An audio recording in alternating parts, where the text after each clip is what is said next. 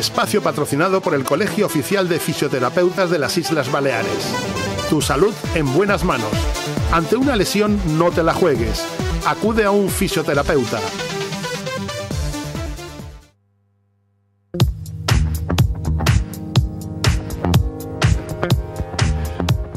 Buenas tardes a todos.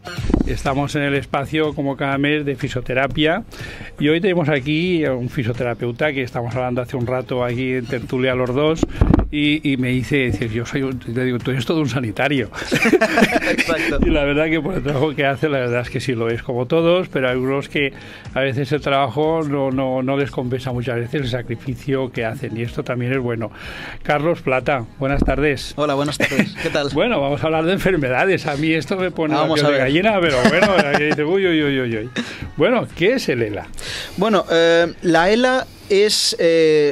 son unas siglas, ¿no?, que indican esclerosis lateral amiotrófica. Para que, antes de entrar a explicar un poquito lo que es, para que la gente se haga una idea, es la enfermedad que tuvo Stephen Hawking, el físico, ¿vale? O ahora recientemente Juan Carlos Unzué, este futbolista del Barcelona, bueno, exfutbolista, entrenador. Bien, entonces es una enfermedad que afecta al sistema nervioso, ¿vale? Entonces, se caracteriza porque se van degenerando, o sea, van muriendo las neuronas que se encargan de el movimiento, ¿vale? Es decir, la musculatura del cuerpo va desconectándose, para que nos entendamos, ¿vale? Por otro lado, las neuronas sensitivas están intactas, es decir, aunque la persona no pueda mover el brazo, siente ese brazo, ¿vale? Y también los órganos de los sentidos se mantienen intactos, es decir, la persona puede seguir viendo, escuchando, sin ningún tipo de problema. ¿Bien? Entonces, es una enfermedad de las llamadas neurodegenerativas. Y dentro de las neurodegenerativas, es una neurodegenerativa de evolución rápida. ¿Vale? Normalmente la esperanza de vida es corta. Suele ser 3-5 años aproximadamente. Aunque hay casos especiales, como por ejemplo el que comentábamos de Stephen Hawking, que vivió un montón de años con la enfermedad. Pero esa no es una presentación normal. ¿Bien? Bueno, a mí hay una cosa que me llama la atención, que dices tú, tienen sentido, sienten, sí, pero no tienen sentidos. O sea, creo que tiene que ser muy duro sentir una cosa y no poder expresarla o no poder... Exacto. A ver, yo creo, no lo sé, no puedo ni pensar, pero creo que tiene que ser duro estar con personas que sí sientan todo y sin embargo no puedan expresar lo que sienten. Es duro. Exacto, sí, es muy complicado porque la enfermedad lo que va haciendo es va paralizando el cuerpo en general.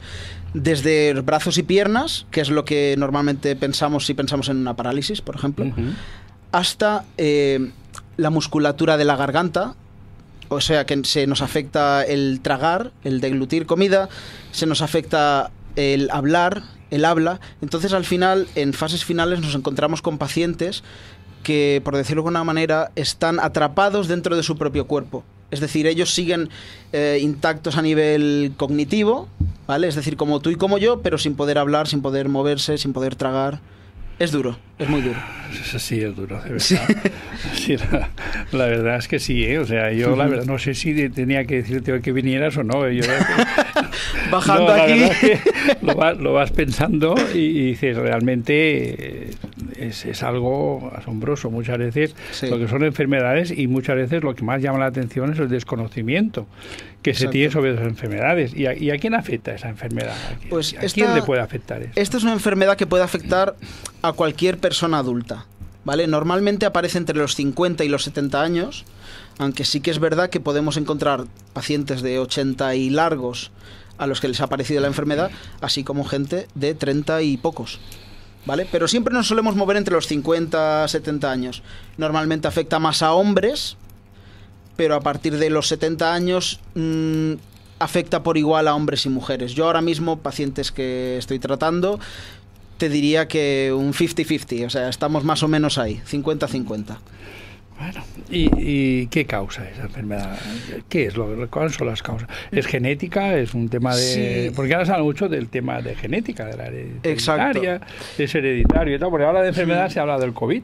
Parece Sí. que solo es el COVID, pero bueno, aparte del COVID hay muchas cosas Exacto. que están ahí, que nos están siempre pues preocupando y tal. Existen pero más cosas. ¿qué es lo que causa realmente Eso es. esto? Lo que causa la ELA no lo sabemos. Es decir, no se sabe qué es lo que la provoca. Sabemos qué es lo que hace al cuerpo, pero no sabemos por qué aparece. Sí que es cierto que hay un pequeño porcentaje de personas en los que se ha observado una carga genética. Es decir, que a lo mejor tu padre tuvo ELA y tú desarrollas ELA. Esto no quiere decir, por favor, si alguien me está oyendo y tiene algún familiar con ELA, que vayas a sufrir la enfermedad. Es un porcentaje muy, muy pequeño, pero existe cierta carga genética. Aunque en líneas generales no sabemos realmente por qué sale la enfermedad. Como ocurre en muchos casos. Exacto, exacto. Una vez se dice estoy bien y me da al médico, yo siempre soy de los que digo que estás bien hasta que vas al médico. Al menos yo siempre digo, yo estoy bien. Voy al médico y me dice, tienes colesterol, tienes la tensión alta. Y te saca digo, pegas por todo. Ya antes de venir estaba perfecto, me voy enfermo. Entonces ya no sabes ir o no ir, pero sí es verdad que el tema de las enfermedades es algo que sobreviene. O sea, que una persona puede estar sana y mañana encontrarse con un tema así. O sea, Exacto. Es malo eso. En este caso, por ejemplo, de esta enfermedad, es un poco esto que me estás comentando ahora mismo. Pongámonos en el supuesto de que yo mañana me levanto y noto que una de mis manos está un poco más torpe de lo normal. Se me cae un vaso, se me cae el tenedor, el boli, pero como es una cosa que no es, bueno, gran cosa, bueno, tengo la mano torpe, tengo el día tonto, Sí. ¿no?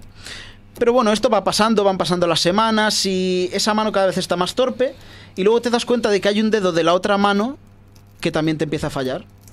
Entonces aquí es cuando te empiezas a poner un poco nervioso, dices, ¿qué está pasando aquí? ¿Vale?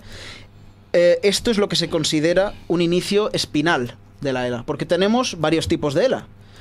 El espinal, que comienza por las extremidades, brazos y piernas. El vulvar, que comienza con problemas al tragar, la voz nos cambia. Y luego la ELA respiratoria, que comienza con el fallo de la musculatura respiratoria. Este tipo es el menos común de largo. Lo normal es lo otro. Entonces, volviendo al caso de antes, imagínate esta persona que empieza a notar que algo no va bien con sus manos. Va al médico y este médico empieza a hacerle una serie de pruebas. ¿Vale? Porque el problema de esta enfermedad, el principal problema es que no existe una prueba que nos diga, usted tiene ELA. ¿Vale? Lo que suele pasar en estos casos es que vamos un poco haciendo pruebas en torno a los síntomas que desarrolla la persona. Entonces, esto lo que nos provoca es que la persona esté meses, incluso años, yendo de médico en médico sin una respuesta. O sea, que no hay una sintomatología que sea estudiada, decir, bueno, 1, 2, 3, 4, 5 y, Exacto. y 7. Exacto. No existe esto, ¿no? Exacto. Los síntomas, si los ponemos sobre el papel, que es esta parálisis progresiva, podría coincidir con muchas otras enfermedades. Porque tú imagínate, si te empieza la parálisis por el pie o que te cuesta levantar la pierna, a lo mejor tú piensas que tienes un problema de cadera. Y el médico puede pensar, pues sí, este hombre debe tener algo en la cadera, lo derivo al trauma. Y me pregunto yo, Carlos, ¿y con el Alzheimer qué relación puede tener una persona que diga, bueno, que se olvide, yo sé, de coger una cosa? Y dicen que a veces la gente con Alzheimer pues olvida mover un brazo o cualquier cosa. Sí, exacto. Eso es que es complicado. Entonces, es complicado. En el Alzheimer normalmente lo que vemos es más a nivel cognitivo. La persona le cuesta hacer tareas simples que antes podía hacer. A lo mejor se pierde yendo al supermercado donde ha ido toda la vida. Correcto. Exacto. En esta enfermedad es eso, es muy, muy típico esto de la mano me falla el pie o empiezo a hablar un poco raro y no sabes por qué. Y la gente te lo dice. Te dice, oye, ¿que te has tomado unas cañitas o qué? ¿Sabes? Pero, y esto ha pasado, o sea, son testimonios de pacientes míos que me han contado esto. Entonces, sí, es una enfermedad bastante complicada. bastante Lo complicado. veo. Has elegido una rama, vamos, perfecta, para Sí. estudiar. Y, a ver, yo creo que lo difícil muchas veces es tener un diagnóstico claro sobre ello, o sea, trabajar sobre pacientes sin tener claro el diagnóstico que tengan, o sea, o que tú tengas una especie de sintomatología que puede cuadrar con dentro del tema del ELA o un Alzheimer o cualquier cosa, y que vengas a ti como sanitario, como fisioterapeuta, y que digas, bueno, yo tengo esto y esto, y tú digas, bueno, pues bien, vamos a empezar por algo, pero Exacto. es difícil trabajar, ¿no? O sea, Exacto. es difícil trabajar es un diagnóstico exacto. Es muy complicado, porque tú también como neurólogo, por ejemplo, tienes que tener muy claro qué es esto, ya que es como aquel que dice, es una enfermedad que no tiene cura y es mortal. Entonces tú no puedes sentarte enfrente de alguien y decirle, usted tiene una enfermedad mortal, sin tener claro que es así. Pero claro, tenemos que empezar el proceso. Entonces muchos de estos pacientes acuden a rehabilitación, a diferentes centros públicos o privados, pero sin tener un diagnóstico. Este diagnóstico eventualmente suele llegar a medida que esta parálisis progresa y se hace cada vez más evidente que es ELA. Bien. No. Te he dejado sin palabras. No, lo que pasa es que estoy asustado y creo que también en dirección ahí eres tú también y dices, a ver, el día que me caiga como una ya estoy asustado yo. No, pero no, lo bonito, a ver, lo bonito, no es que sea bonito, por el amor de Dios, pero sí es verdad que a veces hay que cogérselo con mucha filosofía, no queda más remedio, o sea, el tema de la enfermedad o te lo coges con filosofía o no puedes luchar contra la adversidad, o sea, la adversidad está allí y dices, bueno, lucho contra ella de la manera que sea y acato o acepto las circunstancias que me da la vida o me echo por el balcón, no queda más remedio, o sea, tienes que luchar contra todo ello. Exacto. Y imagino que luego cuando entras en un sistema de médicos, de diagnósticos, de no sabemos, puede ser, quizás y tal, y dices, hostia, aquí ¿cómo va a terminar yo? Eso es. El hecho, o te crees que eres un conejo de esto de experimentación, Eso o terminas con un diagnóstico que dices, bueno, al final me pasa esto, sé que tengo esto, y bueno, y gracias a Dios siempre hay buenos profesionales que están para echarte una mano. Pero bueno, ya... Sí, es una frustración. Un poco, ¿no? Porque el ELA, las enfermedades a veces... Conocemos lo que son las enfermedades más generalizadas, ¿no? Sí. Pero muchas veces desconocemos las enfermedades, los síndromes, o los síndromes que tiene una persona y dice, bueno, ¿y esto qué es? O sea, pues no, es que hay mucha gente con una serie de enfermedades y tal que desconocemos porque no se hacen público. Parece que igual la sociedad a veces pretende esconder ese tipo de gente que tiene una enfermedad de tal y bueno, y ahí está. Sí, ¿no? son las llamadas enfermedades raras. Exactamente. Exacto, que nos encontramos en un problema. Claro, son raras porque hay poca gente que la padece. Gracias a Dios. Sí, gracias a Dios. Pero esta poca gente que la padece la sigue padeciendo. Claro. O sea, para ti no es una enfermedad rara. Porque tú la vives cada día. Tú, tu familia, tus amigos. Claro. Este es el problema de las enfermedades menos comunes. En este caso, por ejemplo, el hecho de que esta enfermedad haya afectado a personas famosas en los últimos años, obviamente no es bueno para ellos, pero para el público general, da a conocer esta enfermedad. Hace unos años, no sé si te acordarás, hubo un reto que circulaba por internet que la gente se tiraba agua helada encima. Sí. Esto tenía que ver con la ELA. Era una forma de dar visibilidad. Creo que es importante, bueno, es importante. La verdad que Hawking, a ver, hay que decirlo todo.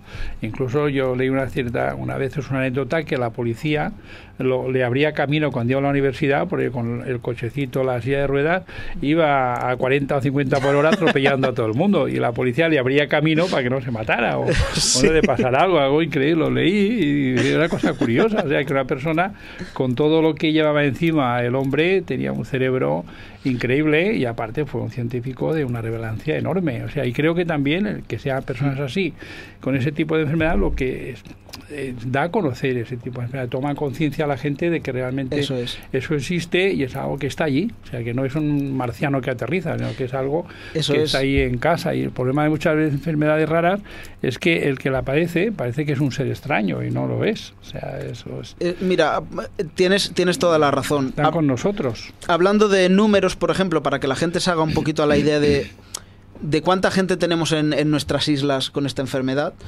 En el año 2019 se hizo un conteo, ¿no? Se contaron más o menos cuántas personas habían y se llegó a la conclusión de que oficialmente en el año 2019 había 57 casos. Claro, 57 casos que son confirmados, pero como te he comentado hace unos minutos... Tardan muchísimo tiempo en confirmarse. Sabemos los que están en proceso. Exacto, tenemos muchos en proceso. Entonces, 57, ¿es una enfermedad rara? Sí, pero es un número importante. Es un número importante. Yo creo que uno ya es importante. Tienes toda la razón. Uno ya es importante, creo que es así, ¿eh? O sea, sí. Es complicado. O sea, yo la verdad es que cuando hablamos de enfermedades, es que los fisios siempre hablan de daños, de enfermedades. O sea, no sé, voy a hacer una tertulia de fútbol o algo así. Sí, que un poquito más optimista. Pero bueno, creo que solo con buen humor, porque creo que, además, creo que tú has entrado riendo y a mí también, yo también soy mucho de reír un rato, cuidado, o sea, y eso creo que es bueno. O sea, trabajar duro y luego poder sonreír, creo que es lo más bonito que puede pasarte. Y digo yo, el tema de respiratorio, los fisios hacéis técnicas respiratorias, ¿no? Sí. El respire de respirador. Creo que ahí sí tenéis una base bastante fundamental en echar una mano en ese tema, ¿no? Exacto. Somos unos profesionales que dentro del mundo de lo que se conoce como fisioterapia respiratoria no somos muchos, no es muy común, no es tan común como el fisio que se dedica a la deportiva o el fisio que se dedica a neuro, por ejemplo. Somos poquitos, pero sí que tenemos un papel muy, muy importante en muchas enfermedades como la EPOC, el asma, cáncer de pulmón, por ejemplo. En este caso, enfermedades neurológicas, muchas de ellas también necesitan de fisiorrespiratoria. ¿Por qué? O sea, ¿qué es lo que pasa en la ELA para que tengan que venir a hablar conmigo o con otro compañero que se dedica a esto? Bueno, lo que pasa con estos pacientes es que la musculatura empieza a fallar, como he dicho. No solo de brazos, piernas, también de la respiración. Es decir, nosotros respiramos, obviamente porque tenemos pulmones, pero los pulmones por sí solos no cogen aire. Los pulmones se encargan de coger y transformar el oxígeno en CO2, que es lo que soltamos por la boca. Pero el pulmón en sí no tiene fuerza para traer ese oxígeno hacia adentro. Es el diafragma y otros músculos, ¿no? Pero el diafragma sobre todo, que se encarga de chupar este aire del ambiente para que nos entendamos. ¿Qué pasa? Que en esta enfermedad ese músculo va perdiendo fuerza. Entonces, a medida que pierde fuerza, la persona deja de poder respirar profundamente. ¿Sí? Es muy sencillo de ver que tú simplemente, si ahora tuvieses esta enfermedad, si tú quieres cogerme mucho aire, no te podrías llenar entero. A lo mejor te llenarías la mitad de lo que te llenarías en un día normal. Y de ahí viene una deficiencia respiratoria, imagino yo. Exacto. Esto provoca varias cosas. Provoca que, obviamente, nos entre menos oxígeno, ¿vale? Y se nos acumule este CO2, que es un gas que es tóxico, ¿vale?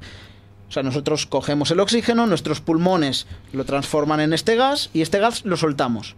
Pero claro, si cogemos poquito oxígeno, nuestros pulmones se llenan de lo que yo le llamo aire viejo. Y eso lo explico así a los pacientes. Tú estás cogiendo aire, pero ese aire se te está quedando dentro y es un aire que no es bueno, ¿vale? Entonces, esto a su vez provoca, por ejemplo, que ciertas zonas del pulmón se nos queden cerradas. Porque si tú ahora mismo me coges mucho aire y te llenas entero, tu caja torácica, tu pulmón, se extiende todo lo posible. Pero si tú esto dejas de hacerlo durante un día, 2 días, 3 semanas, 2 meses, 6 meses, tu pulmón se va a quedar rígido y, para que se pueda entender, se queda como pequeño, ¿vale? O sea, tenemos un pulmón pequeñito. Yo en cierta ocasión oí a un fisioterapeuta que dijo, hay que enseñar a la gente a respirar. Sí, cierto. Cierto, sí, sí. ¿No? Que parece una cosa ilógica, ¿no? Enseñar a respirar, y todo el mundo lo primero que hace es respirar. Sí, dice, pero hay que enseñarles a la gente a respirar. Todos no saben, y es verdad. O sea, a veces, no sé, yo creo que respiro bien, no sé. Claro, hasta que uno de vosotros me lo decís, creo que estoy encantado con mi respiración. Sí. Ayer uno dice, no, tú no respiras, ¿y cómo que no respiro? ¿No? Todos sabemos es así, respirar. ¿no? O sea, sí, todos sabemos respirar, pero no todos respiramos bien. ahí está. Exacto, porque... Corrígeme si me equivoco, pero no, todos, no te voy a corregir, todos vivimos... El que tiene que corregir eres tú cuando terminemos para decirme cómo tengo que hacerlo bien. Si tú te levantas, normalmente tienes que ir a trabajar, entonces vas con el agobio y no me estás respirando profundamente todo el rato. Porque estás caminando, estás haciendo otras cosas, ¿vale? El hecho de enseñar a respirar que comentabas es porque tenemos que respirar como los bebés. ¿Tú has visto algún bebé respirar alguna vez? Yo los veo respirar y estoy tranquilo. Exacto. No me pidas si hacen bien o no. Exacto. O sea, el hecho de que respire, vamos, o sea, el hecho que incluso cuando tienes los niños pequeños, o tengo yo en mi caso los nietos y tal, o estás con alguien, con mi mujer y tal, ¿no? Y dices, Eso a veces no oyes que respira y le toca saber detrás si es verdad que sigue respirando o no. Entonces dice, bueno, ya respiré, ya estoy tranquilo, ¿no? Ahora, si lo hace bien o no, esto ya... Sí, sí. Esto ya eres tú para poner remedio, ya estáis vosotros. Eso ya te lo diré. Pero los bebés, si tú miras un bebé, por ejemplo, respiran con la tripa. ¿Te has fijado que les sale la tripa cuando respiran? Sí. Esto es simplemente que ese músculo diafragma del que estábamos hablando se activa. El diafragma, cuando está bien activado, la tripa se nos sale para afuera. O sea, la operación bikini se nos echa por tierra, pero somos capaces de coger mucho más aire y de una forma mucho más natural.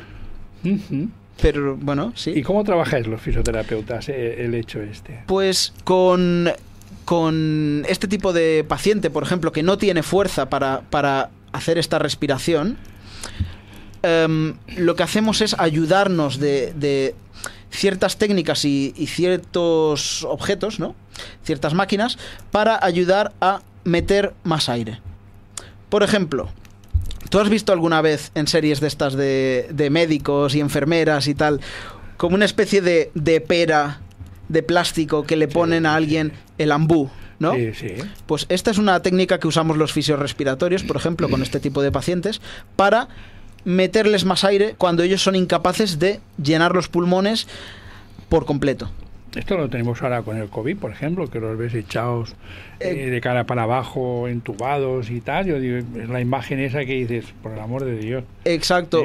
O sea, no es exactamente lo mismo, pero en este sentido sí que me viene bien que hayas dicho esto, del ventilador, por ejemplo, porque muchos pacientes con ELA dependen de un ventilador a medida que la enfermedad va progresando.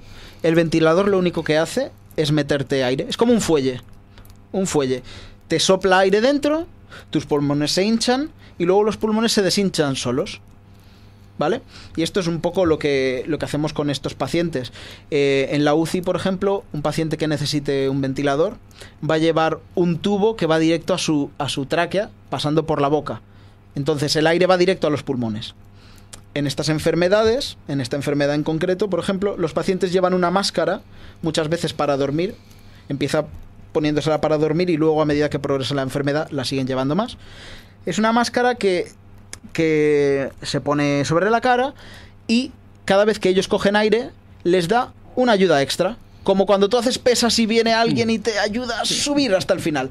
Algo así, pero aplicado a la respiración. ¿Y en terapia manual también hacéis algo para el tema respiratorio? También hacemos o sea, sin aparatología, me refiero yo. Exacto. Fisioterapeuta siempre tenemos la idea del fisio con las manos, ¿no? De hecho, el colegio lleva la mano ahí puesta siempre y siempre tenemos aquella tendencia a trabajar con la terapia manual, a pensar en las manos, sí. En ese aspecto, ¿qué tipo de ejercicio se hace con la terapia manual para...? Pues lo que nos interesa o lo que buscamos, por ejemplo, es con ciertas posiciones en las que ponemos al paciente, de las que nos ayudamos con nuestras manos, conseguimos que las costillas, por ejemplo, se abran un poco más, permitiendo que entre más aire. A su vez, lo que hacemos es también apretar un poco la caja torácica, ¿no? El tórax, para que estas costillas que tiene nuestro paciente se flexibilicen un poco. Porque es lo que te comentaba antes. Si el pulmón no lo llenamos de aire, ese pulmón se nos queda pequeñito. Pues lo mismo pasa con las costillas. Si esas costillas se dejan de mover, llegará un momento que cuando las queramos mover, no se moverán. Tan simple como eso. O sea, yo imagino que luego debes hacer cada uno en su casa debe practicar un poco. Es decir, oye, vete a casa y practica un poco con lo que te he enseñado para respirar, ¿no? Espera un poco así como decir, bueno, ¿qué me dice que yo no respiro bien? Yo creo que algunos deben quedar con la cara así como decir, como que yo no respiro. Suele yo me quedé pasar. así, ahora es que lo vi, me dijeron, es que hay gente que no respira. Yo, ¿cómo que no respira? A ver, cuéntamelo. Esto, Claro, ¿no? cuando un paciente te ve llegar y te dicen, el fisio, viene a verte el fisio, todos lo primero que pensamos es en Claro. el masaje, ¿no? En que me va a movilizar. Me va a hacer daño. Exacto, me va a hacer daño también. Suele Esto pasar. lo dice muchos oficios. Suele pasar. Lo primero que todo hay que tener empatía con el paciente, Sí. ¿no? Pero claro, cuando te sienta este fisio y te empieza a decir, cógeme aire por la nariz, lentamente, de esta manera, viendo cómo sale tu barriga, aguantamos con los pulmones llenos de aire y lo sacamos. Muchas veces me pasa eso, que se me quedan mirando con cara de... Oye, esto lo hago siempre yo. Exacto, es decir, que has venido aquí a contarme algo que llevo haciendo toda la vida. Pero bueno, sí, son detalles, trabajamos en detalles. Obviamente, a medida que esta enfermedad va progresando, todo cobra un poquito más de sentido. Pero desde fuera, si alguien me viese desde fuera haciendo una sesión... Muchas veces se llevaría una sorpresa. Y a Carlos porque le pagan. Exacto. Dicen, este hombre ha venido aquí a comerme la cabeza. A enseñarme a respirar, ¿no? O sea, exacto. Era un poco anecdótico casi. ¿Y qué son qué medidas preventivas tenemos que tomar ante todo esto? Pues, por ejemplo, en esta enfermedad, como bien te he dicho, ¿no? Los pacientes tienen problemas para llenarse de aire, y este problema de no poder llenarse de aire no solo nos provoca que no podamos coger oxígeno, también nos provoca, por ejemplo, que no podamos toser bien. Y tú piensas, toser bien, pero si estamos hablando de coger aire, no de soltarlo. Pero claro, tú cuando toses, lo primero que haces es... y luego cierras y sueltas el aire de forma rápida.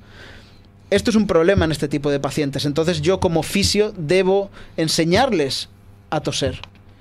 Porque podrán hacerlo hasta cierto punto, pero llegará un momento que van a tener dificultades, y en este punto es cuando nos tendremos que ayudar de estas máquinas de las que hablábamos, etcétera. Y a veces siempre, cuando hablo con fisioterapia y tal, a veces comento el tema de la familia, la implicación de la familia, porque claro, cuando una persona está enferma, detrás hay más gente siempre, está la familia detrás, y la familia, ¿en qué aspectos es fundamental para echaros una mano en ese aspecto? Sí, la familia juega un rol fundamental en esta enfermedad, porque la persona cada vez va perdiendo mayor movilidad. Entonces necesita de alguien que le ayude a lavarse, le ayude a vestirse, y todo lo que les enseñamos a los pacientes desde fisioterapia respiratoria se lo tenemos que enseñar también a la persona que va a pasar la mayor parte del día con ellos, ya sea familiar, ya sea un cuidador, amigo, etcétera, etcétera. Entonces jugamos un rol muy importante en enseñar, no solo al paciente, sino a los que le rodean. Bueno, Carlos, yo ya estoy un poco asustado, la verdad.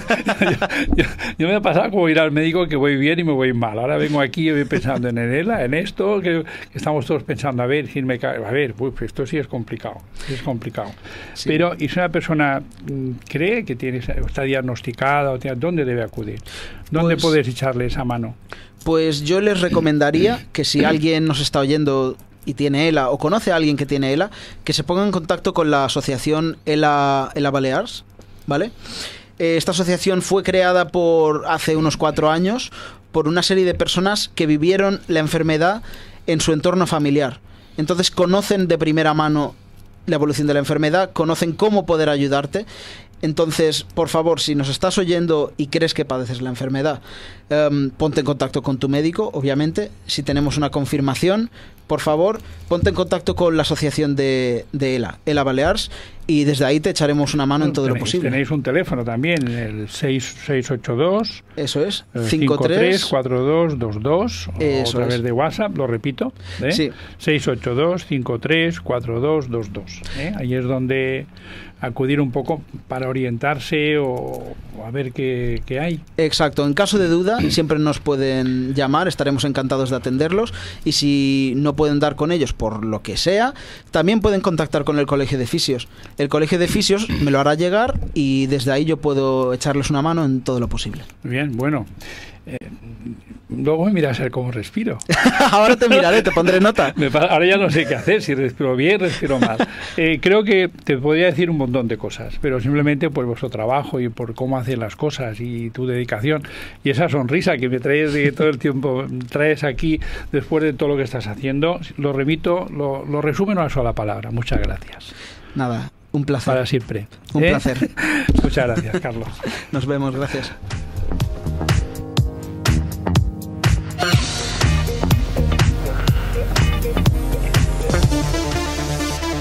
Espacio patrocinado por el Colegio Oficial de Fisioterapeutas de las Islas Baleares. Tu salud en buenas manos. Ante una lesión, no te la juegues. Acude a un fisioterapeuta.